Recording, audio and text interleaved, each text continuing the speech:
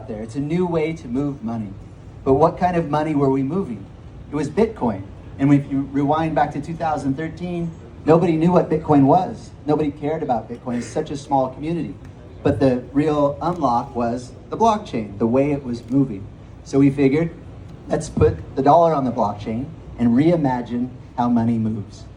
Now today, there has been over $27 trillion of transactions last year. It's more than Visa and MasterCard volume combined.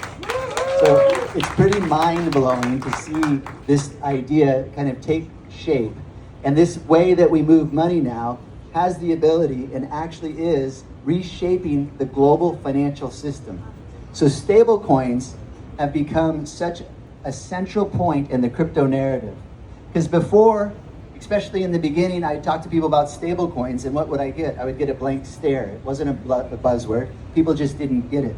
But slowly it caught on. The very first use case ever for stable coins was the exchanges. It wasn't people moving money. It was the exchanges, because they felt the pain at first. They wanted to settle order books amongst each other, and they were the only ones that would lean in. But then they started listing it, and traders would use it.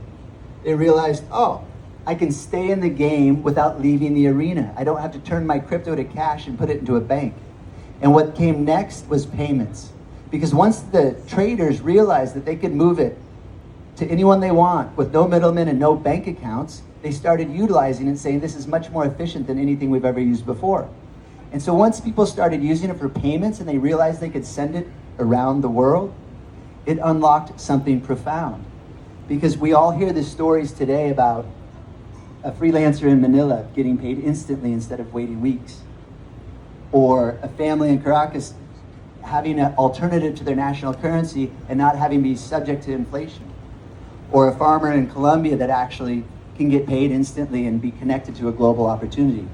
And so it started unlocking financial inclusion. And that's really the buzzword today. And you'll hear a lot of people talking about it because it's also been the promise of blockchain for a decade, since the beginning. How do we connect the rest of the world? How do we connect the people that banks were not able to serve? And it is through blockchain, and it's through the advent of stablecoins. So it's really incredible to see the growth of stablecoins and the explosion and how important they are to the crypto narrative. Because to be honest, when you look at what cryptocurrency and blockchain has been best at to date, it's really just speculation. Another word for gambling. How do we make that number